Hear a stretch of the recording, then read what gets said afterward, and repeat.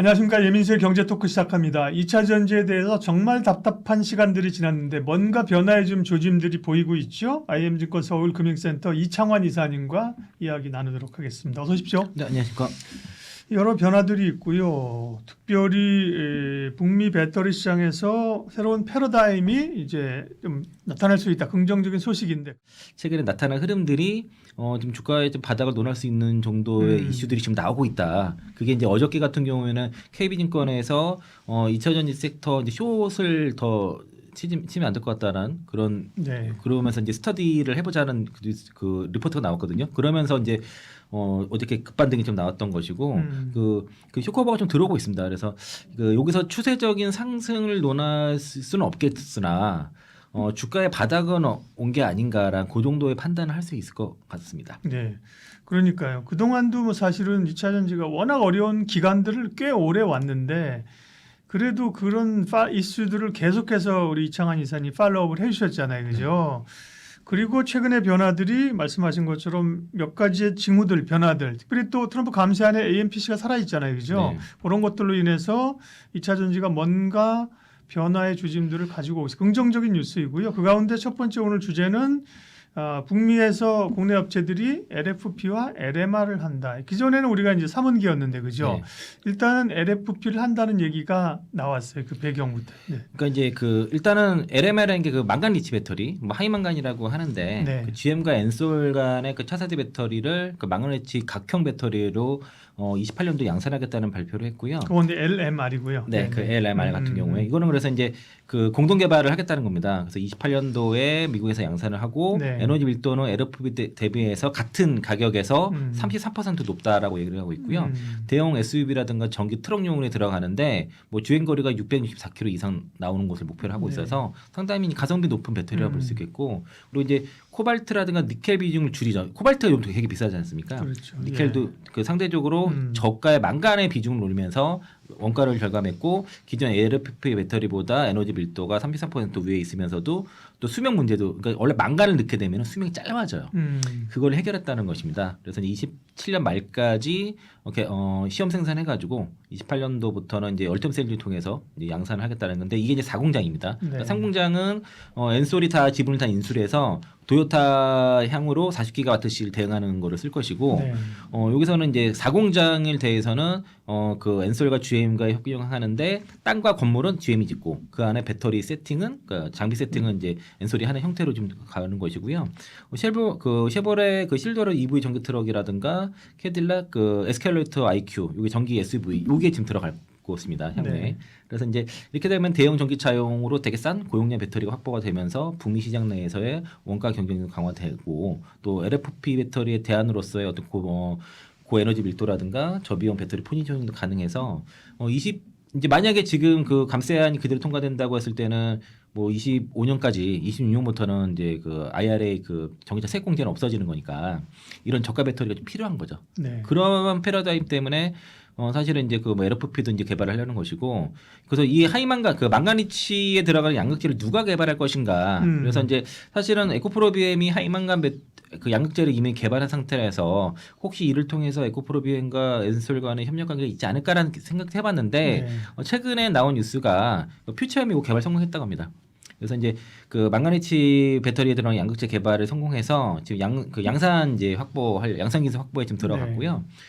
일단 올해 안에 양산 기술 확보를 해서 이제 대규모 계약을 추진할 계획이라고 얘기를 하고 있고, 일단은 그 LFP 배터리가 좀 재활용은 안 되지만 망가니치 배터리는 재활용이 잘 되거든요. 그러니까 그런 장점이 있다고 보시면 좋을 것 같고, 일단은 요런 그 망가니치 배터리는 GM이 도입하겠다 공식화했지만은 포드도 2030년 이전에 그 도입하겠다라고 지금 그런 계획을 밝히면서 그 2세대 그 LMR 배터리 파일럿을 생산하고 있습니다, 현재. 그래서 이제 아마 양극재는 포스코 퓨처엠이 요거 들어갈 것으로 보여지고요. 그리고 이제 그 지금 북미 시장에서 배터리의 패러다임을 크게 변화시킬 만한 이슈가 LG 에너솔루션과 삼성 SDI가 미국 공장에서 그 LFP 배터리 생산 라인을 설치하는 건데 이 전기차용입니다. 네. 그 전에는 이제 ESS용으로 들어가는 거로 그렇죠. 말씀을 네. 드렸는데 이게 결과 요거의 변화를 준 게 GM 때문이에요. 네. GM이 그렇게 요구를 한 겁니다. 이제 그 현재 거의 다 지금 북미에서는 다 3원계로만 들어가 있습니다. 현재 GM이 주력 라인 주력 그 제품 그 차종 전기 차종 7개가 다 3원계인데 그 중에서 쉐보레 볼트랑 이코넉스 EV, 블레이저, 실버라도 여기에 이제 LFP를 도입하려고 하고 있고요. 그 GMC 해머 SUV라든가 그것도 픽업, 캐딜락 이런 쪽에서 주로 프리미엄급이니까 여기는 이제 3원계를 그대로 사용하고 그래서 그 삼성 SDI와 GM 간의 그 합작 공장 잠깐만요. 결국은 이제 네. 관세나 뭐 이런 것 때문에 비용이 올라가니까 그죠. 효율을 좀 포기하더라도 가격이 저렴한 성능을 조금 포기하더라도 그죠. 조금 네. 양보하더라도 그죠. 네. 그 가격 경쟁력이 있는 LFP로 가겠다 이런 취지인 거죠. 네, 일단 싸게 만들어 가격이 일단 우선인 그러니까. 상황인 거니까요. 네. 그래서 이제 삼성 SDI랑 같이 한 4조 8천억 투입해서 네. 그 인디애나주에 이제 GM과의 그 합작 공장을 27년도 목표로 건설 중인데 여기에 일단은 그 추가로 그러니까 현재까지 완성된 거는 다 3원계예요. 그런데 앞으로 지어진 라인은 모두 다 LFP로 간다는 거죠. 그래서 이제 전기차용 LFP 생산 라인을 여기 들어가게 되는데 그럼 27년 완공 이후에는 다 LFP로만 이제 그 들어가서 삼성 SDI 첫 전기차용 LFP 공장이 되겠습니다. LG 엔솔도 테네시 합작 공장에 이제 LFP 라인이 지금 들어가게 되는데 여기는 이제 다 이미 깔려 있어요. 3원계가. 그래서 24년도에 완공된 공장이라서 그 3원계를 지금 LFP 라인을 전환을 해야 되는데 뭐 다 뜯어고치는 게 아니라 약간의 변화가 있는 겁니다. 그러니까 네. LFP 라인과 3원계 라인이 완전히 다르진 않고요. 뭐 중복되는 거 있지만 다른 부분이 있어서 그 부분을 좀 변화를 시켜야 될 것이고 GM이 이런 결정을 한 거는 일단은 예상보다 캐짐 길어지다 보니까 이제 그 전기차 대중화가 열려서 성장을 갔을 때는 그런 상관이 없는데 그 과도기란 말이에요. 이 캐짐 구간 과도기에서는 결과적으로는 가격이기 때문에 일단 가격을 떨어뜨려야만 판매를 많이 한다고 봐서 대략 한 뭐 100에서 200kW씩 들어가는 픽업 트럭 기준으로는 뭐 대당 6천에서 1만 달러 정도 낮출 수 있을 거라는 분석이 났다고 하고요. 그래서 지금 그 GM 같은 경우에는 한국 배터리 합격동에서 만든 LFP를 이용해서 3만 달러 이하의 전기차도 지금 내놓으려고 하고 있고 이 결정을 주도한 사람이 GM의 메리바바 CEO입니다. 그리고 이제 커티칼리 배터리 부분 부사장도 이 부분에 대해서 이제 그 주도를 했고 그리고 중요한 거는 전기차 생산 밸류 체인에 중국 공급망을 최소화 달라는 요구를 배터리 회사들한테 전달했습니다. 그러면 이제 이렇게 되면 글로벌 LFP 시장에서 사실 중국 업체들이 장악을 했지만 북미 시장에서의 LFP 밸류 체인은 중국을 완전히 배제하고 탈중국 공급망을 구축하겠다는 그 GM의 의지가 들어간 거고요. 그렇게 되면 우리한테도 이게 이제 소재도 탈중국을 해야 되는 그런 이제 과제가 생겼다고 보시면 좋을 것 같고 사실 그 LG 에너솔루션 같은 경우에는 중국의 그 상규리온과 그 LFP 양극재 장기 공급 계약을 맺었어요. 그래서 거기에서 이제 ESS 배터리를 주로 생산을 할 건데 일단 그러면 미국 내 전기차용 그 LFP 배터리 생산하려면은 다른 지금 공급망을 찾아야 되는 상황이고요. 그리고 이제 SDI도 사실 중국 양극재 비중이 높은 편이거든요. 그래서 이제 이것도 이제 대체 공급사를 발굴을 해야 되는 상황이고, 그래서 이제 LFP를 최근에 이제 그 리비안도 그런 그 LFP 배터리 좀 들어간 모델이 좀 들어가면서 SDI 실적이 안 좋아졌는데 포드라든가 스텔라티스 다른 기업들도 좀 LFP 배터리를 좀 도입할 가능성이 좀 생겨난 것이라고 보시면 좋을 것 같습니다. 그리고 이제 이렇게 되면 이제 그 K 배터리가 주로 북미에서는 하이니켈 위주로 공급망을 구축을 했는데 그 LFP 배터리에 대한 생산인 확대를 하고 또 관련된 연구 투자가 불가피해졌다라고 볼 수 있겠습니다. 역시나 이제 그 중심에는 LG 엔솔이 있습니다, 그죠? 네. 제일 먼저 이제 LFP 쪽을 열심히 했었고 말씀하신 것처럼 이게 처음에는 이제 ESS 쪽으로 적용이 되는 줄 알았는데 시장의 상황 변화와 니즈에 따라서 이게 전기차에도 그렇죠, LFP를 탑재한다는 거고 삼성 SDI도 말씀하셨고 그러면 이제 LFP로 가는 소재, 양극재 같은 거 누가 넣는 거예요? LNF가 될 것 같습니다. 예. 그러니까 LNF가 지금 최근에 국내 주요 배터리 셀 조제사와 LFP 양극재 공급을 위한 업무 협약을 체결을 했고요. 네. 여기에는 이제 전기차용과 ESS용 양쪽 다 들어갈 것이고 대구 국가산업단지 2단계 구역 내에서 그 55만 제곱미터 거기 그 부지의 생산 시설을 짓고 있습니다 현재. 그래서 이제 연간 5만 톤으로 시작을 해가지고 향후 수요에 따라서는 더 점진적으로 확대할 거라고 하고 있고요. 내년까지 LFP 양극재에 대한 대량 생산을 확대하겠다는 계획을 발표를 했습니다.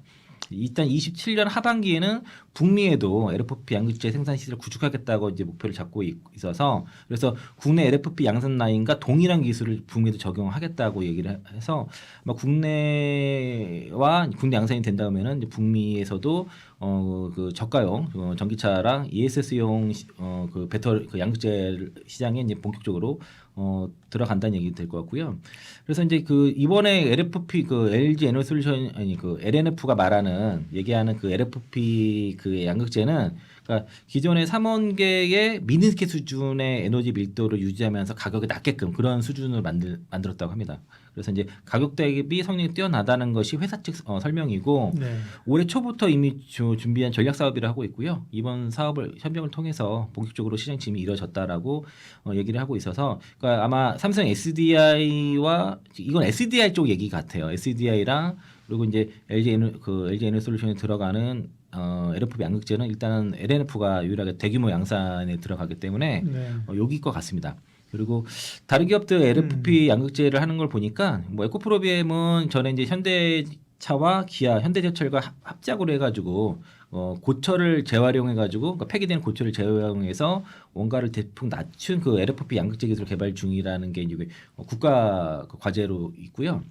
그래서 이제 제조 공정을 다폭 단축시켜서 뭐 생산 비용을 단축했다 이런 내용이 있고 또 이제 그 LFP 양극재를 그 전구체를 쓰는 것도 있고 무전구체를 쓰는 방법까지 같이 두 가지가 들어갔습니다. 예. 그래서 이제 기술력은 일단 상당히 있는데 그래서 일단 연내 3,000톤 준파일런을 마련하고 연내 5,000톤까지 생산 능력을 하겠다고 봤는데 그래서 한 2분기부터 한 수백 톤 정도 공급을 기대한다라고 이제 회사에서 얘기를 했고요. 그러니까 이거는 이제 이거 가지고는 삼성 SDI라든가 LG 에너솔루션에 들어갈 물량은 아닌 것 같습니다. 그리고 LG화학도 지금 청주에 양극재 공장이 있는데 여기 LFP 양극재 파일럿 라인 구축한 상태입니다. 네. 그래서 양산 시점이 27년 그 복수의 OEM과 공급 논의 중인데 그래서 LG화학도 그러면 LG 에너솔루션 쪽에 들어갈 수는 있겠죠. 그리고 퓨처엠도 이제 거기서 요청에 따라서 LFP 양극재 기술 제휴라 합작 등을 포함해서 뭐 현재 사업 검토 중 정도로 보시면 돼서 그래서 이제 LFP 배터리가 북미 시장에서 대규모로 많이 생산될 때 일단 봐야 될 기업은 그러면 일단은 요 뉴스 플로우상 LNF가 되는 거겠죠. 그래서 이제 LNF로 관심을 좀 가져야 되는데 LNF는 어떤 시점에 관심을 가져야 되는지 제가 다음 편에 말씀을 좀 드릴 거고요. 또 하나 관련 뉴스가 동아 일렉트로라이트 동아기업의 미국 자회사죠. 그 동아기업의 그 계열사죠. 그 계열사인데 2만 톤의 그 배터리 전액 공급 계약이 그 나왔는데 그러니까 이제 LFP를 한다. 기본적으로 양극재가 있어야 될 거고 그죠. 그다음 소재가 뭐 전액이죠. 동박이나 전액 이런 건데 그렇죠. 전액. 여기에 보면은 글로벌 배터리 셀 제조사와 ESS용 LFP 배터리 전액 공급 계획을 체결했다고 합니다. 여기는 그러면은 전기차용은 아닌 것 같아요. 이건 그 ESS용인 것 같고 그래서 2만 톤 규모로 일단은 그 고객사가 그 물량을 보장해줬습니다. 27년까지 이제 내년부터 27년까지 공급이고 뭐 비밀 협약이라서 고객사 명의라든가 계약 금액은 나오지 않았고요. 일단 3원계 쪽 위주로 전액을 공급을 하다가 LFP용 배터리 그 전액까지 수주가 돼서 일단 뭐 동아기업 뭐 주가 많이 빠졌고 했지만은 이것도 뭐 주가에 어느 정도 최근에 수주가 많이 나오고 있더라고요. 동아일렉트로라이트가. 그래서 이제 이거는 말레이시아 공장에서 이제 공급을 할 예정이고 그리고 LFP 관련된 그 국책 과제도 그 동사가 수행을 하고 있습니다. 그래서 관련 기술력도 계속 개발 중에 있다라고 하고 있고 뭐 특허도 많이 갖고 있고 해서 이거 그 LFP ESS와 LFP가 좀 갈 때 아마 이거 동화면은 SK용 아니면 SDI 정도 것 같습니다. 근데 고객사가 아직 확정이 나오질 않아서 그렇고요. 그리고 그 다음으로 주목할 기업은 엔캠이라고 봐야 될 것 같고요. 전액은 어쨌든 엔캠이 네. 일수가 부목받았잖아요. 예, 엔캠은 이제 북미 시장뿐만 아니라 유럽과 이제 중국까지도 생산 시설을 다 구축을 했는데 그 최근에 나온 게 22일자 나온 뉴스가 그 중국 내 전액 그 캐파가 지금 37만 5천 톤까지 확대를 했다 그러고요. 일단은 그 현재 상위 8개 업체 대상으로 해서 LFP용 그 전액 공급을 확대할 계획이라고 하고 있습니다. 그래서 이제 이번 달부터 S볼트 공급을 개시를 했고 7월부터 그 신왕다 거기 제품을 공급할 예정이고요. 또 고션뿐만 아니라 이제 그 미국 내 공장에 있는 뭐 다국적 거기 ASC 이런 데 공급하고 있는 것 같고, 그리고 최상위 글로벌 배터리 제조사 두 곳이랑도 저 연내 그 목표를 하고 있는 게 이게 CATL을 얘기하는 것 같습니다. 그래서 이제 26년도 이런 탑티어 공급사 쪽에는 26년도에 10만 톤 정도에서 매출은 2,600억 정도 이룰 것으로 전망하고 있고, 최근에 리센이라든가 그 ASC 이런 중견 고객사까지 포함해서 중국 내 총 11개 중견 배터리 업체에다가 LFP 및 그 ESS용 전액을 지금 공급 중에 있는데, 여기 그리고 이제 동남아 쪽 그 중국 내 넘어서 동남아, 유럽, 미국까지 이렇게 캐파가 들어가고, 아까 말씀드린 이제 탑티어들 아까 탑티어 쪽에 들어가는 거는 대략 그 2,600억 정도 매출이 이상이 되고, 그리고 이제 아까 말씀 중견 고객사 쪽에는 26년 고객사 공급 그 예상 공급량이 5만 톤 정도라서 매출이 한 1,200억 정도라서 이를 합산하면 3,800억 정도 중국의 매출을 내년도에 달성할 수 있다고 기대를 하고 있는 상태입니다. 그래서 이제 보통 중국 로컬 기업들의 그 부상으로 인해서 국내 소재 업체들이 점유율이 떨어지는 반면에 엔캠 같은 경우에는 오히려 중국 내 공급을 확대하면서 좀 오히려 점유율이 올라가는 그런 좀 특이한 소재 업체라고 할 수 있겠고요. 오늘 나온 뉴스가 좀 주목할 필요가 있는 게 엔캠이 이제 CATL 공급망 직진을 본격화했다라는 그 뉴스가 있었는데요.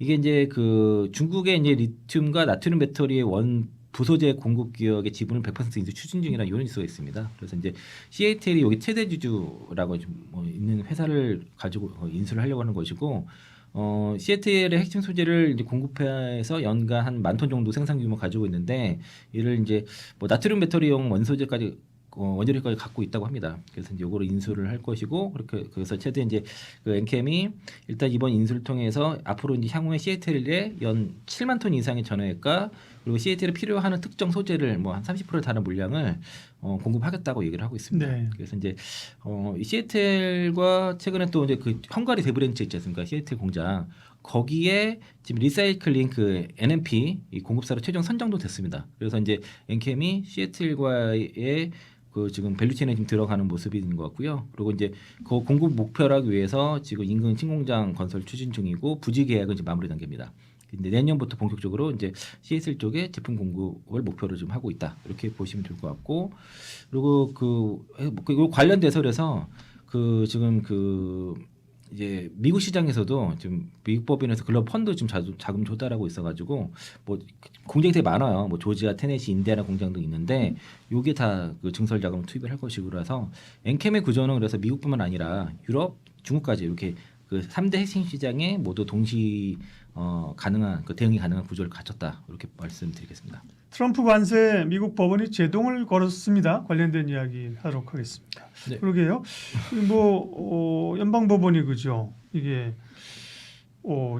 세게 그죠. 트럼프에게 하지 말라고 했는데 뭐 팩트 체크부터 좀 해주세요.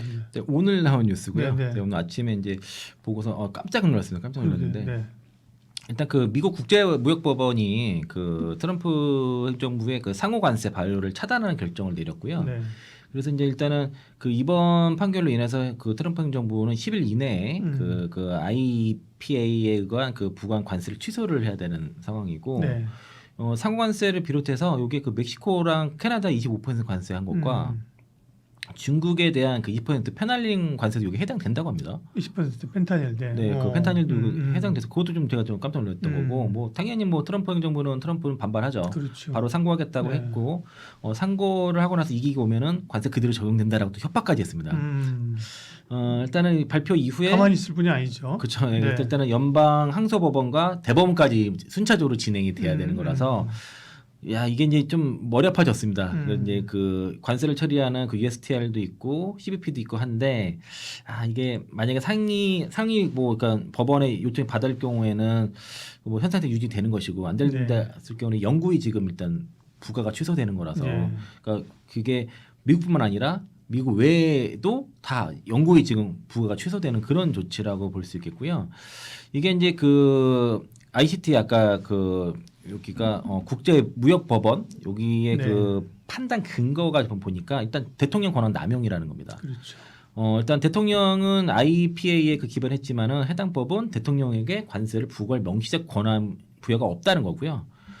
그리고 관세라는 용어조차도 그 해당 본문에 없다는 겁니다. 존재하지 않다는 것이고 그리고 그래서 이제 대통령의 조치는 법률을 초월한 행사로 간주했다는 겁니다.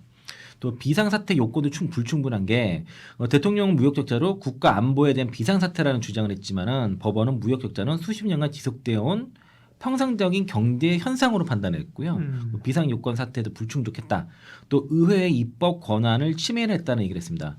헌법 제1조는 그 세금 및 통상 규제 권한을 그 의회에 독점적으로 부여하게 되는데 네. 관세는 사실상 조세형이기 때문에 입법 권한에 해당이 되는데 그 IPA를 통해서 대통령의 그 무제한 관세 행사는 위헌적인 입법 권한 위임이라고 그렇게 판단을 했고 그래서 이제 뭐 여러 대법원의 판례를 이용하면서 이게 반드시 이제 어떤 구체적인 입법적인 근거가 있어야 하는데 이건 뭐 위헌이다. 위헌 판단을 한 거라서 네. 이게 상고심에서 뒤집기도 만만치 않을 거 보입니다. 복잡해요. 네, 머리가 이게. 복잡해졌어요. 이것 그러니까 때문에. 그 말씀하신 것처럼 트럼프가 아이고 제가 실수했습니다. 없던 걸로 할게요. 네. 그럴 사람이 이게 아니거든요. 딱 보면은 그 상황이 없어지나 긍정적일 수도 있는데 네. 이런 불확실성이 길어진다는 그러니까요. 그런 문제가 있는 것이고요. 그리고 뭐 아무리 이 대통령의 권한이 아니라고 하나 대통령의 권한이 대통령제이기 때문에 미국은 또 센 게 맞거든요. 그럼 뭔가 이걸 또 결국은 이제 누가 그런 얘기 하더라고. 이건 결국은 법원이라는 게 우리가 시간이 걸리잖아요, 그죠? 네. 시간을 계속 불확실성을 가지고 그렇게 얘기하면 트럼프가 미국 대선 나왔을 때도 사실은 여러 법안적인 쟁점이 있어가지고 네. 대선 못 나가는 거 아니야? 상식적으로 뭐 그렇잖아요. 네, 그랬는데 어쨌든 살아 돌아와서 대선 나와서 대통령이 됐잖아요. 그래서 이 참 쉽지 않아요. 그렇죠. 일단은 그 고율 관세가 네. 사실은 그대로 부과한다기보다 그 트럼프 정부의 헌포형이고 미국의 거래형이죠. 뭐 협상 레버리지였는데 그렇죠. 네. 이게 유효하지 않다는 의문이 되기 때문에 네. 과연 협상 제재를 할 수 있을까? 이런 게 좀 생겼고요. 네. 그리고 사실 아까 그 캐나다라든가 멕시코 관세 요거 지금 해당된다 했기 때문에 오늘 초반에는 그 자동차 기업들이 현대기아차가 잘 안 움직였었어요. 초반에 네. 내올 때는 이게 그 자동차 관세는 해당이 안 된다고 얘기했다가 해당된다는 소식이 나오면서 이제 기아라든가 현대차가 이제 상승폭이 커졌죠. 그리고 이게 일단은 이번 판결로 인해서 트럼프 행정부의 관세 정책이 바로 폐기되는 건 아닙니다. 그러니까 네. 최종적으로 대법원 판결까지 나야지 되는 건데 네. 시간이 걸린다는 거죠. 설사 이게 이제 위법 판정이 나더라도 사실 그 IPA를 한 이유가 이게 가장 간단해서 그래요. 그렇죠. 쉽게 할 수 있는 쉽게 거니까. 바로 할 수 있는 거라서 했는데 그렇죠. 이게 무산됐다고 하더라도 뭐 슈퍼 301조라든가 네. 섹션 232조 뭐 트레이드 액트 그렇죠. 1974 뭐 이런 것도 있어요. 뭐 가면은 그게 이제 슈퍼 301조죠. 그런 것들 다양한 복잡하게 이제 관세를 재차 부과할 수 있습니다. 그러니까 일단은 가장 신속하고 빠르게 할 수 있는 걸 일단 했는데 이게 무산돼도 얼마든지 관세를 다른 방식으로 할 수 있다라는 시장이 그런 이제 우리가 해석하면서 어느 정도 알고 있는 거죠. 만약에 정말로 트럼프 관세는 이제 설 자리가 없다. 끝이다. 뭐 그랬으면 주가 우리 한 100포인트 이상 올라야죠. 오늘 이제 장중에 나스닥 선물이 그러니까. 2% 정도까지 올랐었고요. 네. 그리고 이제 국내에서도 사실 2차 전지 섹터가 어제 급반등했다가 오늘 좀 기존의 주저들이 상승폭이 커지다 보니까 예. 못 올라가다가 요 관세 뉴스가 점점 나오면서 그 반등이 좀 더 상승 전환하는 종목들이 나타났거든요. 네. 그래서 주가적인 측면에서는 뭐 저는 개인적으로는 조심스럽게 그 전에 이제 지난달만 해도 이제 1분기까지 봐야 된다고 말씀드렸었고 1분기 보고서도 이거 2분기까지 봐야 되겠다 이렇게 말씀드렸는데 지금 일부에 말씀드렸던 사항과 지금 오늘 요 상호관세 발효 문제 그리고 이제 뭐 IRF 수정 법안과 여러 가지 상황을 봤을 때는 주가의 바닥은 온 것 같다. 다만 이제 추세적인 반등이야 일단은 낙폭과대 반등이냐 이런 차이는 있어도 주가는 지금 전체적으로 뭐 쌍바닥 또는 이제 외바닥 정도 수준의 지금 바닥은 친 것 같다는 그런 좀 네. 판단이 들어서 네. 그래서 개인적으로도 오늘 그동안은 좀 2차전 종목들 매수를 하는 것들을 대해서는 그렇게 그냥 있는 종목만 가지고 네. 있는 정도로 하고 다른 섹터에서 매매를 했었는데 오늘 처음으로 한 종목 정도 매수 의견 드렸습니다. 아, 그렇군요. 네. 이제 이 뉴스보다도 이제 물론 무게감으로만 보면 뭐 트럼프 이 관세안의 법원 얘기가 크지만 이제 불확실성이 있기 때문에 그거보다는 사실 얼마 전에 하원을 통과한 미국 감세 법안 그죠? 거기에 이제 친환경 관련된 얘기들이 어떤 건 좀 빨리 단축하고 어떤 건 남아 있고 뭐 AMPC 같은 거는 살아 있어서 2차 전지 긍정적으로 해석을 했잖아요. 그 부분 좀 얘기해 주세요. 네. 그러니까 이제 그 IRA 수정 네. 그 트럼프 대규모 감세 법안이죠. 그 메가 네. 법안이라고 네. 뭐 크고 아름다운 네. 법안 뭐 그렇게 네. 됐는데 그게 사실 어느 정도 반영은 됐었어요. 거기다 이제 하원 통과가 됐었고 그 한때 뭐 AMPC 28년도 조기 일몰이 된다는 루머까지 돌면서 한 번 더 급락을 했었는데 네. 뭐 결과적으로는 기존에 23년 그 2032년에서 이제 31년으로 1년 정도 앞당긴 네. 정도로 해서 이제 AMPC 혜택이 종료가 된 것이고 그리고 그 자동차가 전기 자동차 세액공제 부분 네. 그게 하이브리드랑 플러그 하이브리드 다 포함돼요. 그래서 청년 자동차에 대한 세액공제가 23년까지 주기로 한 게 사실상 25년 말까지 되고 또 20만 대 미만으로 판 네. 차량에 대해서만 26년까지 된 거라서 이건 말씀하신 것처럼 좀 줄 거나 없어질 거로 시장에서 좀 예측을 하고 있었던 예, 거예요. 다만 이제 네. 그 자동차 할부에 대해서는 또 세공제를 해주로 돼 있어서 좀 예. 다른 안은 있습니다. 근데 다만 이제 이거는 어느 정도 시장에 반영됐던 부분도 그렇죠. 있어요. 네. 그래서 NPC까지 상당히 반영된 부분이고 그리고 그 공화당 상원 의원들 같은 경우에는 그 이 축사 법안에 심사를 하지만 좀 더 완화해서 수정을 해야 한다는 입장이거든요. 또 그러다 보니까 이제 최종안은 뭐 목표는 6월 말에 의결해서 그 7월 달에는 트럼프 앞에다 갖다 주겠다는 목표를 갖고 있지만은 한 7월 돼야지 최종안 나올 것 같습니다. 네. 그리고 이제 일단은 뭐 불확실성은 해소가 됐다고 그렇게 봐야 되는데 사실은 그 제가 이제 앞서 말씀드렸던 그 미국 국제무역법원에서 상호관세 발효하는 걸 차단하는 이게 이거랑 그 대규모 감세안이랑 무관하지 않은 것 같아요. 그래요? 왜냐하면 감세안이라는 게 결과적으로 그러니까 감세하면서 그만큼 어디서 보충해야 되는데 만약에 상호관세가 안 된다고 했을 때는 그렇죠. 재원이 재원을 조달하는 문제가 생길 때 이 감세안을 이대로 통과하기가 좀 어려울 수도 있는 문제가 있을 수 그러네요. 있습니다. 그래서 이게 따로 가는 것 같지가 않아요. 만약에 관세가 안 된다는 전제에서 이대로 감세를 통과하는 게 맞나? 라는 건 생각해 봐야겠죠. 미국에서 뭐 상원에서 어떤 결정을 할지 모르겠지만 그리고 상원에서 수정을 하게 되면은 하원이랑 같이 협상을 해야 되기 때문에 다시 하원으로 내려가야 돼요. 그래서 이 IRA법 수정 법안이 다시 하원으로 내려갈 가능성도 좀 있다라고 저는 개인적으로 좀 보고 있습니다. 네.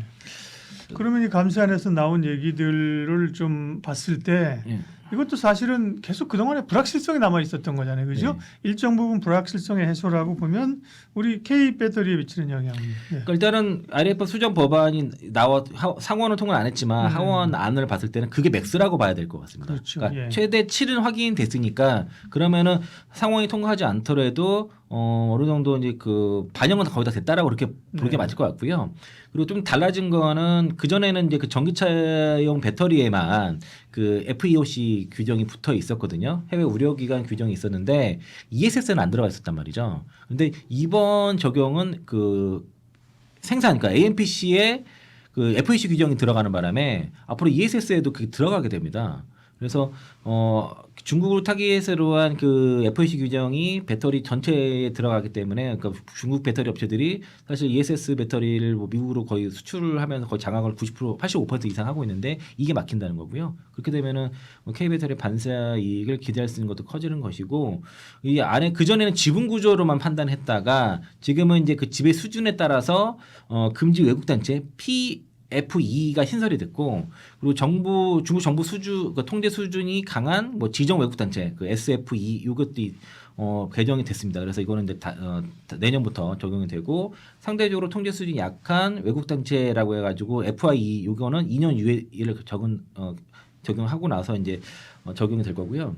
그래서 이제 뭐 FEC로부터 부품 광물 설계를 직접 공급받는 경우 이거 다 안 됩니다. 그리고 배당금이라든가 이자 로열티 보증금 등의 자금을 일정 비율 이상 FOC에다가 지급하는 경우도 그 APC를 못 받고 그리고 라이센스 가치가 100만 달러를 초과하는 경우도 못 받습니다. 이러면 이제 그 포드가 시애틀의 기술 라이센스를 받아가지고 짓고 있는 LFP 공장도 못 받게 되는 겁니다.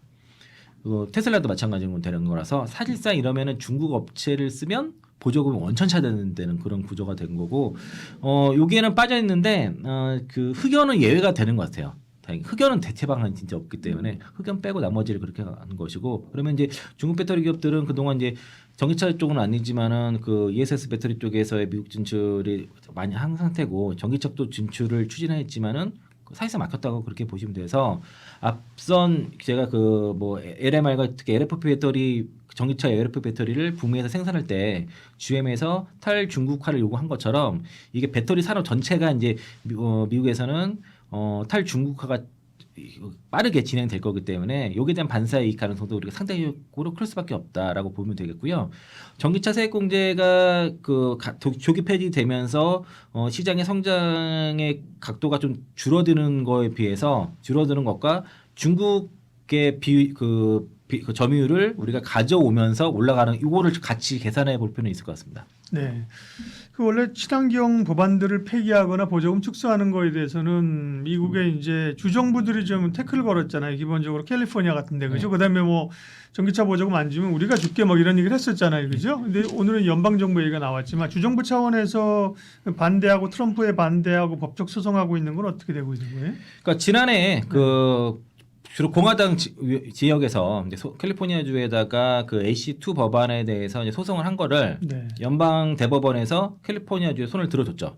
그리고서 그 환경처 그 EPA에서 최종 승인을 해줬습니다. 이게 바이든 정부 때 지난해 12월달에 승인을 해준 건데 지금 그 캘리포니아 주는 그래서 그 AC2 법안이 우리 방송에서 많이 소개해드렸었는데요. 네. 2035년부터 그 내연기관차 신규 판매 금지 정책을 추진하고 있습니다. 이게 이제 공기청정법이라 가지고 1970년도에 그 어떤 그 제정이 된 건데 또 연방법보다 그 더 강력한 환경 규제를 실행할 수 있는 권한을 보유한 것이고 그게 그 어드밴스드 클린카 해가지고 AC2 요걸 말씀드렸었는데 이게 26년부터는 굉장히 그 강도가 높아져요. 그래서 지금 그 내연기관 그 자동차 기업들이 26년부터는 전기차 판매를 지금보다도 거의 2배 가까이 팔아야지 그거를 맞출 수 있는데 여기에 대한 뭐 GM이라든가 그런 자동차 기업들이 상당히 지금 로비를 많이 했죠. 그래서 이제 이게 상원을 통과했습니다.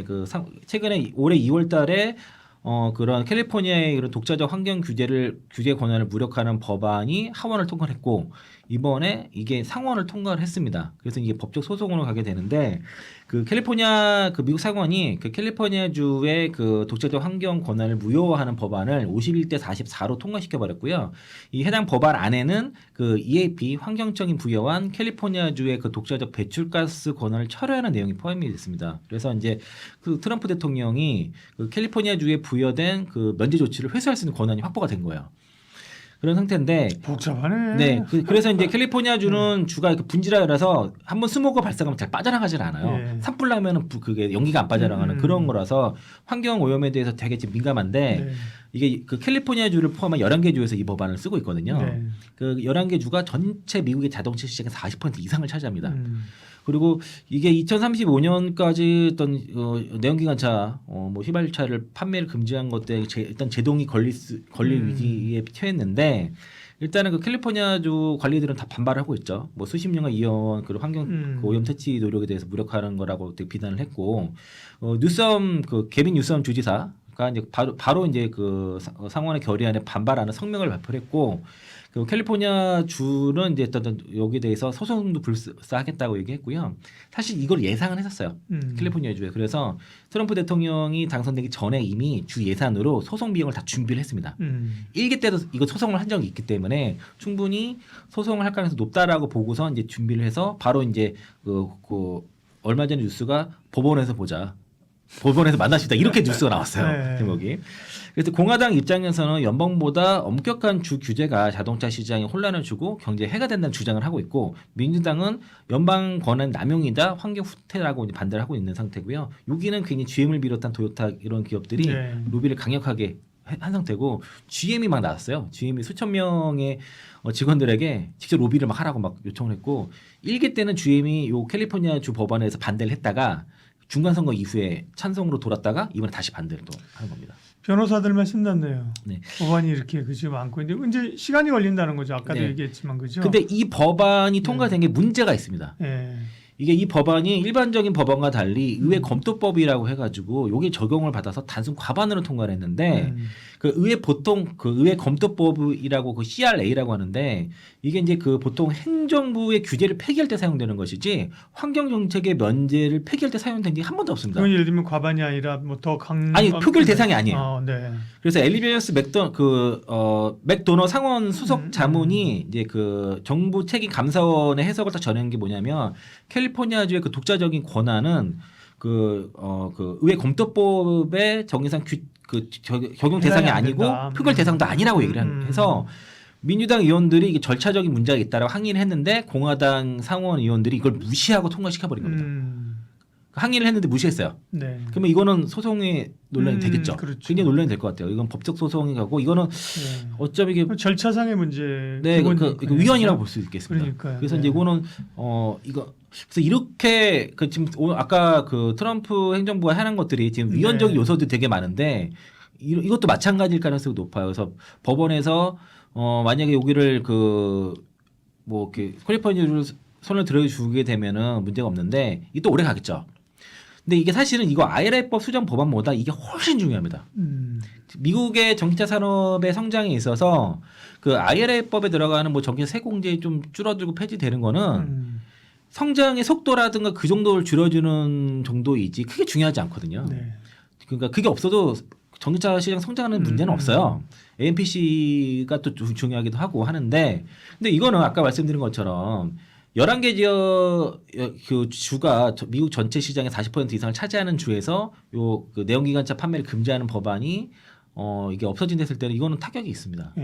그러니까, 구조적으로. 예, 이거는 만약에 이게 문제가 된다고 했을 때는 미국의 전기차 시장이 역성장 날 수도 있는 이슈고요. 네. 그러면은 우리 2차전지 투자하는 데 있어서 가장 어떤 큰 투자 포인트를 잃는 셈이라서 이게 이대로 만약에 그 무효화가 끝까지 되고서 캘리포니아 법안이 폐지된다 했을 때는 2차전지 투자 접어들 수도 있습니다.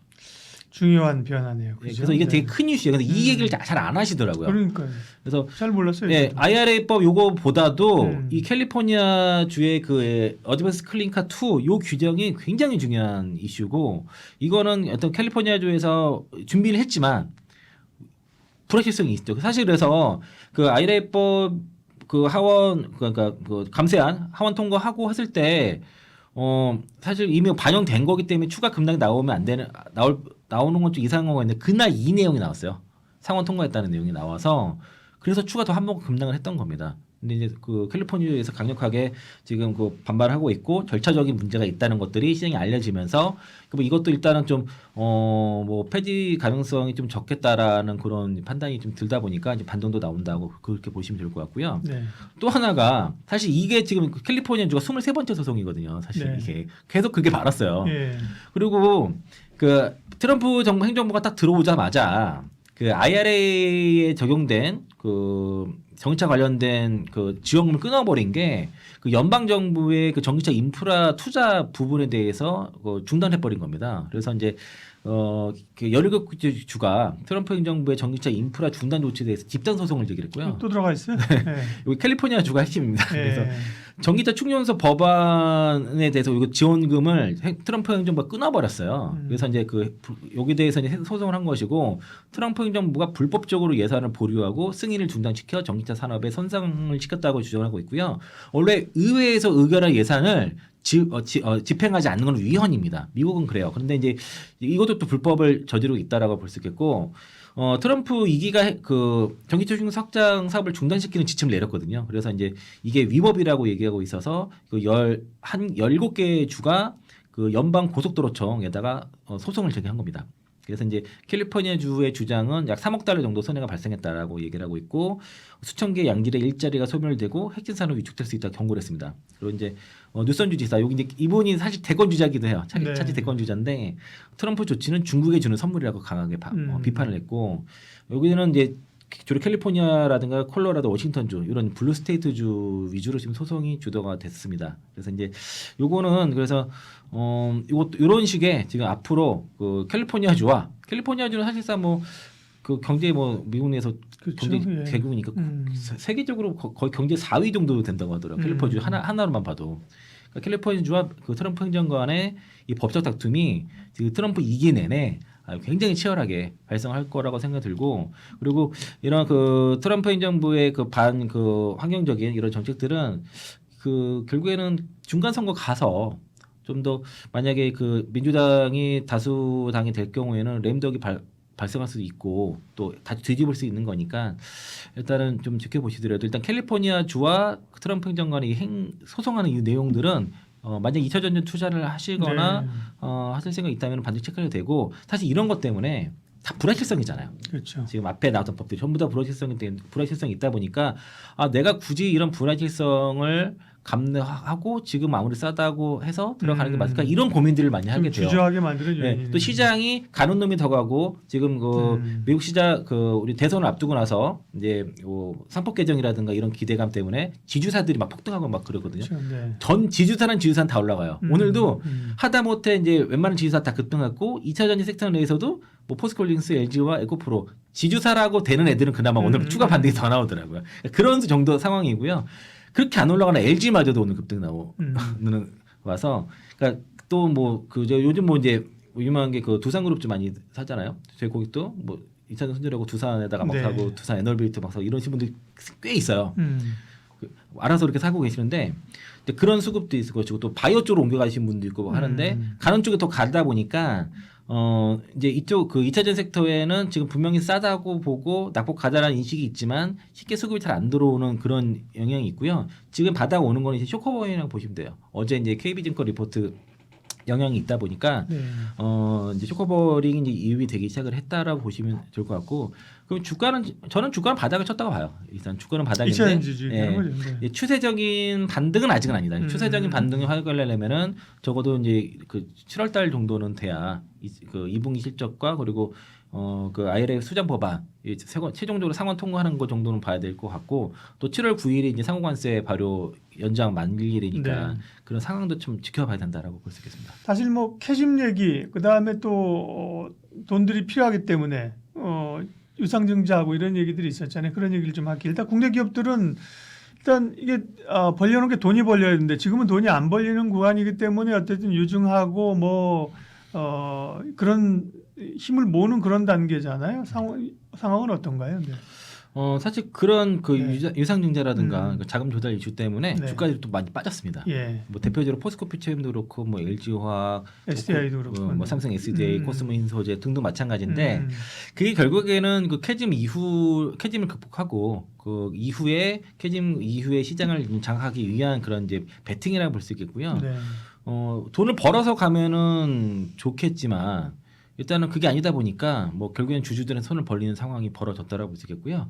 삼성 SDI랑 그 포스코 퓨처엠이 서로 간에 이제 그 공급 확장이라든가 이제 소재 국산화의 속도를 내고 있는데 제가 이제 앞서 그 삼성 SDI랑 GM 간의 이제 그 공장 합작 공장 그 이슈를 말씀드렸었어요. 그 LFP 배터리에 대한 얘기를 말씀드렸는데 삼성 SDI가 최근에 이제 유증을 했습니다. 원래 2조 목표로 했다가 1조 6천 5백억 정도 자금을 이제 2조 다 못 채웠군요. 네, 주가가 떨어져가지고 14만 원으로 이제 유증가가 결정되면서 한 16만 원대에서 이제 떨어졌습니다. 그래서 이제 여기는 헝가리 공장 증설도 하고 전고체 배터리 등의 핵심 기술 투자를 확대하겠다라고 얘기하고 있고요. 또 포스코 PCM도 1조 1,000억 원 유상증자 추진하고 있는데 이거 금감원에서 일단은 금감원에서 제재를 좀 받아서 지금 수정했죠. 그래서 여기도 GM과의 합작 공장에 들어가고 또 국내 흑연 생산 법인 등의 이제 중국과 전력 강화에 쓰게 될 것이고요. 양쪽 다 보면은 그 유럽이나 북미 시장에서의 수요 증가에 들어가서 뭐 결과적으로는 배터리라든가 소재 소재의 어떤 그 소재 국산화라든가 배터리 공급 확장에 대해서 속도를 내는 그런 이슈인데 일단 삼성 SDI는 일단은 그 5월 30일에 그 자금이 이제 다 유비될 예정입니다. 일단은 그 유증이 끝났고요. 그래서 아까 말씀드린 것처럼 이제 주로 이제 유럽 공장에다가 헝가리 궤도 공장에다 다 투입을 할 것이고 포스코 퓨체엠은 7월달 예정인데 일단 목표 자금 조달은 1조 1,000억 원 정도인데 네. 다 할 수 있을지 모르겠습니다. 일단은 GM과의 캐나다 합작 공장, 양극재 공장에다 먼저 한 3,500억 정도 쓰고 구형 흑연 법인 지분 인수에 2,713억 정도 투자를 하니까 필요한 거예요. 그리고 광양이랑 포항의 양극재 공장에도 한 632억 정도 투입이 되고 또 전구체 공장이라든가 그 전구체 공장의 원재료라든가 운영 자금으로도 꽤 한 2,800억 이상 쓰기 때문에 반드시 필요한 사항이고요. 이 1조 1,000이 다 주주한테 들어가는 건 아니고 포스코홀딩스가 참여를 하기 때문에 실제 일반 주주들한테 참여되는 금액은 3,500억 정도입니다. 네. 그러니까 전체 1조 1,000이 다가 아니에요. 그래서 포스코홀딩스라든가 이제 그 대주주들이 대부분 참여한다라고 보시면 좋을 것 같고 그리고 포스코 퓨체엠은 이제 전 임원들이 다 주식을 샀습니다 이번에요. 그래서 이제 책임 경영을 좀 강화하겠다고 얘기를 해서 일단 유럽 시장이 4월까지 누적으로 약 27%의 전기차 판매 성장이 나타났거든요. 4월 달에도 27% 이상의 성장이 나와서 유럽 쪽 수요가 확대되고 있습니다. 그리고 북미 시장에서는 앞서 계속 말씀드린 것처럼 탈중국화 공급망의 재편이 가속화되기 때문에 결과적으로 배터리라든가 소재 기업들이 탈중국화가 빠르게 이루어져야 되다 보니까 증설도 빠르게 해줘야 되거든요. 그래서 이제 이런 자금도 필요한 상황이고 벌어서 못하는 게 좀 아쉽지만은 불가피하다. 그러면 당장은 이것 때문에 주가는 좀 어렵지만은 이후에 증설이 완료되고 그게 실적으로 반영이 되기 시작하면은 주가도 자연스럽게 올라갈 수 있지 않냐라고 생각이 들고요. 그리고 이제 코스모 이제 업체별로 또 볼게요. 이제 포스코 퓨체엠 양극재 그 자금 조달하고 네. 코스모 신소재도 자금이 필요한데 코스모 그룹 자체가 대략 한 3,500억 정도 투자 유치를 할 예정이고요. SGP라고 해서 예전에 이미 코스모 신소재에다가 그 CB 투자를 한답니다. 그래서 2대 주주까지 올라갔다가 나중에 코스모 신소재가 지분을 인수를 다 해서 그 관계가 마무리했는데 서로 간의 신뢰 관계가 상당히 높아가지고 일단 그 SGP가 코스모 그룹에 3,500억 정도 투자를 할 예정입니다. 그래서 2,000억 정도는 코스모 신소재 전환사채 인수를 하고 1,500억을 그 위에 지주사 코스모 앤 컴퍼니에다가 자금을 수혈할 예정이고요. 여기는 주로 4공장 증설에 좀 들어갈 예정입니다. 그리고 이제 투자 구조 자체가 그 블라인드 펀드를 일단 500억 확보를 한 상태고 나머지는 아직은 정확히 확정되지 않아서 그러니까 적어도 코스모 신소재는 부채 비율이 되게 낮아요. 그 33%밖에 안 되고 순차익금 비율도 42%로 해가지고 동조 업계에서는 가장 양호한 재무 구조를 가지고 있습니다. 그리고 이제 이게 3공장 증설이 완료가 됐고 4공장까지 이렇게 된다 했을 때는 만약에 이제 2차전 섹터 내에서 내가 이제 본격적으로 투자를 하겠다. 그 섹터가 이제 그러니까 업황이 이제 살아나고 그리고 추세적인 상승이 가능하다고 판단됐을 때 우선순위로 코스모 신소재도 고려해 보시면 좋을 것 같고요. 다음 코스모 신소재 같은 경우에는 코스피 200 편출이 되기 때문에 선물옵션 동시만기일이 6월 12일이거든요. 그 전까지는 매수 안 하시는 게 좋을 것 같습니다. 네. 그리고 기업마다 다 어쨌든 간에 이게 자금이 필요한 왜냐하면 투자를 계속 해야 되고 그렇죠. 네. 돈이 다 필요한 상황이군요. 네. 네. 지금 LNF가 오늘 나온 뉴스가 네. 그 전에 3,000억에 대한 공모 BW 발행 루머가 있었는데 네. 사실인 것 같습니다. 네. 그 발행 주관사로 한국투자증권이랑 네. 그 한 세 군데 정도 앞세워가지고 아마 곧 공모 발행할 건데 목표는 한 3,000억 정도고요. 그리고 이거 미매각 물량을 전부 다 주관사 총액 인수하기 때문에 목표 금액은 다 발행할 것 같아요. 네.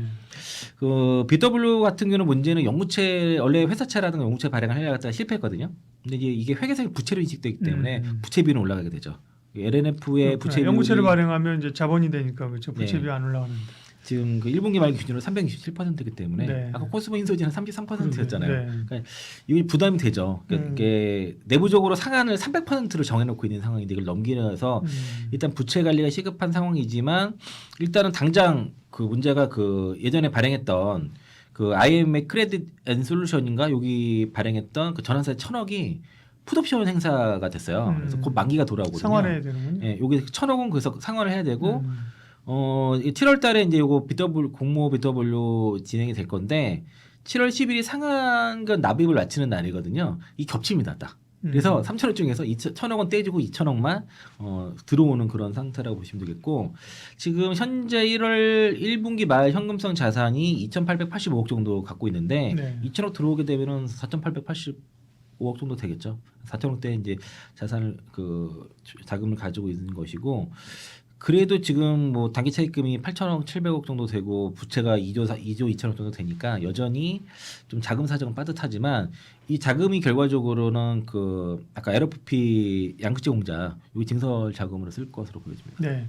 국내 업체들 이렇게 뭐 너나 없이 그 산업의 성장 단계에서의 어려움들 캐즘을 지나고 있기 때문에 여기 살아남아야죠, 그죠? 네. 버티기 위해서 여러모로 자금 조달도 하고 있고, 그런데 중국 업체들은 잘 나가는 것 같더라. 내수시장이 크고 유럽에서도 잘 나가고 중국 업체만 잘 나가고 있나? 그러고 했는데 오늘 이사님 말씀이 중국 업체도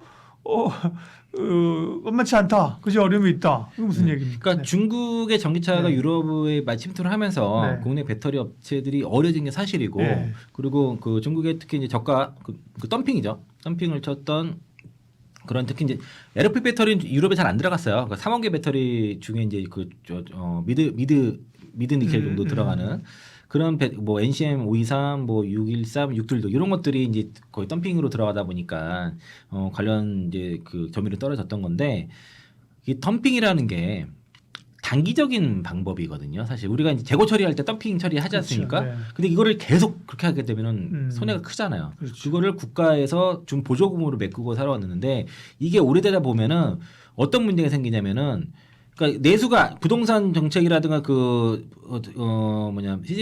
중국 정부 중국 공산당의 정책의 실패로 인해서 내수가 침체가 되고, 이거를 극복하기 위해서 대량으로 물건을 생산해서 해외에다가 그걸 덤핑으로 넘긴다는 전략인데, 이거를 장기간 쓰게 됐을 때는 역효과가 크다는 거죠. 내수가 다 망가지게 되고, 그러다 보니까 중국의 5월 20일 기준으로 해서 중국의 전국 승용차 산업의 재고가 350만 대로 해서 전월 대비 15만 대 이상 증가를 했고, 보통 적정 재고 수준이 현재 중국에서는 250에서 280만 대 수준인데, 이게 350만 대면 너무 많은 겁니다.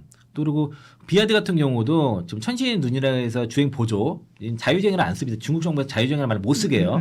그러니까 우리나라에서 중국 자유주행 뛰어나다 이 말 쓰면 안 되는 거예요. 주행 보조고, 그게 이제 자유주행이 없어요. 지금 그냥 주행 보조라고 써야 되는데, 그 천신의 눈 미장착한 재고가 50만 대 수준이고요. 중국 업체들의 재고가 전체로 많고, 중국 자동차 판매 10% 허수입니다. 왜 허수냐면, 예를 들면 지금 오늘 국내에 나온 뉴스, 아토3가 뭐 평택항에 1,500대 들어왔는데 오늘 기준으로 뭐 1,000대를 인도를 했대요. 1,000번째 고객을 인도했다고 하는데, 하지만 판매는 1,500대를 다 한 걸로 돼 있거든요, 수출은. 그리고 지금 막 생산해가지고 선적해서 보내면 판 것처럼 다 판 거예요. 그리고 유럽 항구에 막 잔뜩 쌓여 있어요. 그거 다 판 겁니다. 그런 것들이 10% 정도는 허수라고 볼 수 있겠고요. 또 이제 그 비아드 같은 경우가 지금 그 자금 결제 대금이 그 결제일이 18개월입니다. 그래서 그거를 정부에서 너무 길다라고 하니까 지금 어음을 결제해줘서 12개월짜리 어음을 끊어줘요. 그래서 그렇게 해서 주지 않는 대금의 그 부채가 76조라는 거잖아요. 그러니까 이게 통계로 발표되는 숫자들은 굉장히 그 비아드라든가 중국 배터리 산업들이 성장이 어마어마한 큰데, 그 안의 실상은 좀 뭐 소위 말해서 썩어 문드러지고 있다라고 좀 볼 수 있겠고, 그 한계가 점점 다가오는데, 어차피 중국 정부에서 이를 자금을 대주기 때문에 뭐 망하고만 이러지는 않겠지만은 그런 폐해가 크다는 거죠, 현재. 그게 점점 이것저것 다가오고 있을 보고요. 최근에 뭐 중국 전기차 업체 한 곳이 또 부도가 났고, 네. 또 비아드 중국 내 대표 딜러십 2곳이 폐쇄를 했습니다. 2곳이 망해서 지금 운영 중단을 해버렸어요. 가장 대표적인 딜러십 부분이 4월부터 이제 운영 중단을 했고, 이게 이제 결국에는 그 재고가 너무 많다 보니까 지금 현재 재고가 아까 말씀드렸는데 350만 대, 5월 기준으로 350만 대인데, 이게 57일치 재고거든요. 2-3년 말 이후로는 최고치라 그럽니다.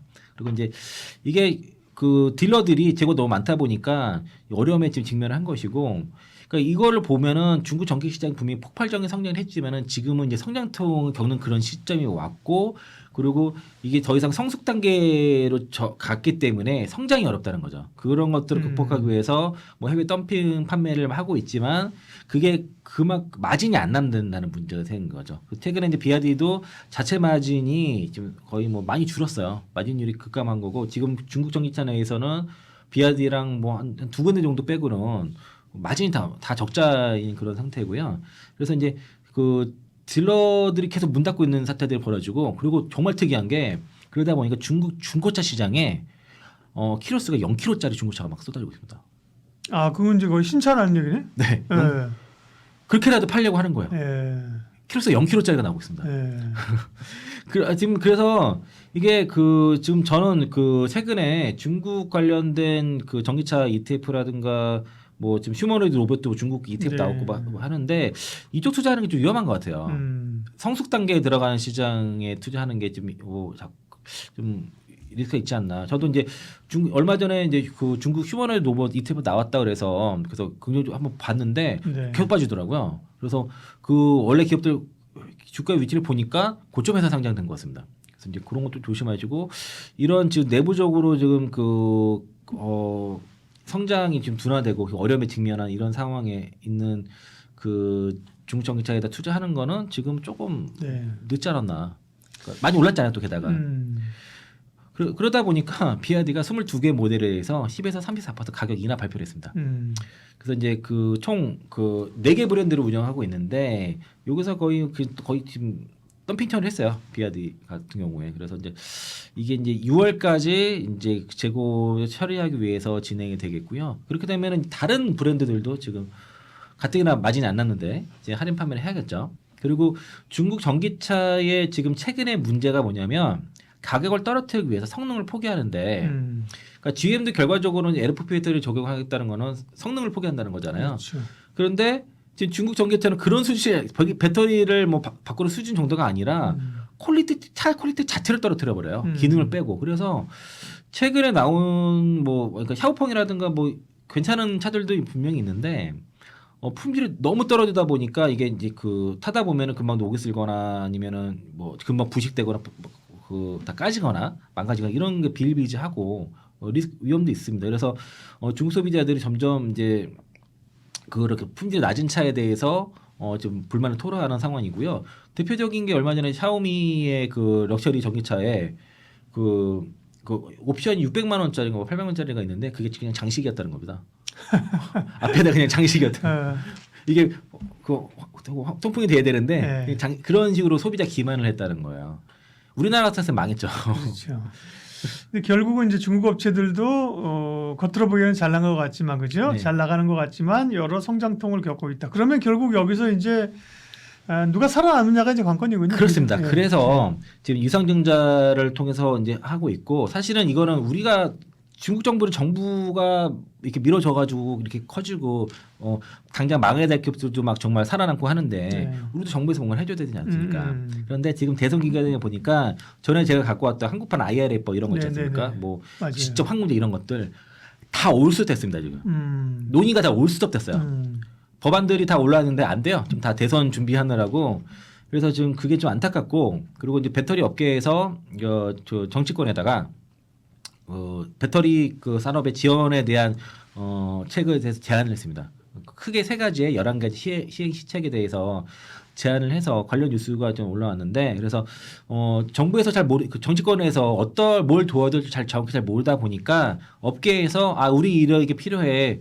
뭐 어떤 법안이 있어야 되고 또 어디에 지원해야 되고 어디 산업 단지에 어디 지원해야 되고 인력을 어떻게 키워야 되고 이런 쭉 들어간 것들이 있어요. 그래서 그런 안들이 새 정부가 들어서게 되면은 업계의 소리를 좀 잘 들어서 정책적으로도 좀 지원책들이 잘 나왔으면 하는 그런 바람이 있고요. 지금은 기업만 개별 기업들만 가지고는 이 싸움에서 이기기 힘들어요. 그래서 이거는 국가적인 차원에서 핵심 산업을 지킨다, 네. 성장시킨다는 관점에서 접근을 해야 될 것 같고. 선거 끝나면 좀 그래서 바뀌겠죠. 바뀌어야 하죠, 그죠? 네.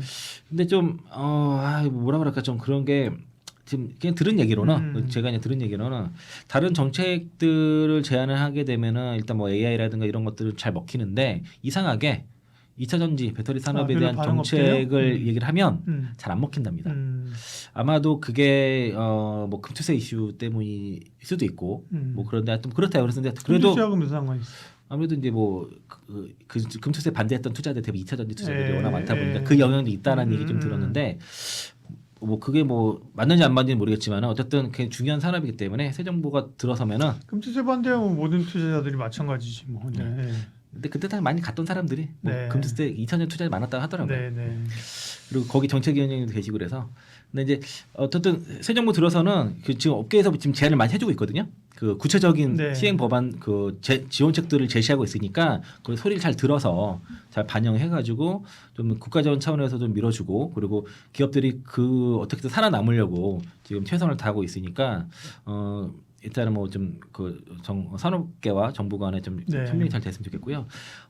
지금 2차 전지 투자하신 분들한테는 그가 이제 제가 지난해부터는 사실은 전략을 가만히 그 업계 그냥 상황을 보니 올해 1분기 실적 발표까지 할 때까지 주가가 못 갈 것 같으니까 타 섹터로 이동을 해서 거기서 수익을 내면서 버텨야 된다는 얘기를 계속했었어요. 네, 방송마다 네, 계속 네. 말씀드렸고 1분기 실적 발표를 보고 나니 좀 아쉽지만은 이거 2분기 실적까지 봐야 되겠습니다. 이렇게 된 거예요. 근데 저는 이제 이게 약간 L자형으로 좀 더 이렇게 바닥을 길 거라 생각했지 여기서 또 한 번 더 주저앉을 정도까지는 생각하지 못했는데 한 번 더 주저앉았기 때문에 그러면은 주가는 좀 일단 너무 과도하게 빠진 건 맞은 것 같고 그리고 적어도 최근에 몇 년간 상승분을 모두 다 반납한 기업이 대부분이거든요. 대주전자재료 뭐 몇 개 빼고는 대부분 다 이 상승을 다 반납했어요. 네. 그러니까 2차 전지 사업을 시작하지 않는 수준까지 빠졌기 때문에 여기서 뭐 더 빠질 만한 이슈가 더 있을까? 뭐 이런 생각이 좀 들고 주가는 건 충분히 적어도 숏을 치면 안 되는 구간까지는 온 거 아닌가라는 생각이 들어서 보유하시고 그리고 그래서 다른 섹터에서 지금 그게 포모가 와서 다른 섹터로 가셔서 수익을 내실 분들은 그렇게 하시고요. 그리고 버티실 분들은 그냥 2차 전지만 가만 그렇게 버텨서는 안 되고 역시나 다른 섹터 같이 가져가면서 하시되 어느 정도 수익이 나게 되면은 저는 이제 옹기 섹터들이 많이 있단 말이에요. 그럼 거기서 수익이 나게 되면은 다시 어느 정도 시점에서는 2차 섹터를 저가 매수를 할 생각입니다. 그래서 단순히 여기를 버려서 일로 옮겨서 끝나는 게 아니라 수익을 내고선 나중에는 저점을 잡을 생각을 해야 된다. 근데 이제 주가에 대한 바닥은 온 것 같지만 이게 낙폭과대 반등으로 끝날지 추세적인 반등을 할지는 약간 지금은 그건 아닌 것 같고 추세적인 반등은 아닌 것 같다 아직은 적어도 다만 이제 지금은 뭐 여기서 팔아서 실익이 있는 단계는 아닌 것 같다 이렇게 말씀드리겠습니다. 네, 2차 전지 투자 전략 IM증권 서울금융센터 이창환 이사님 함께했습니다. 고맙습니다. 맞습니다.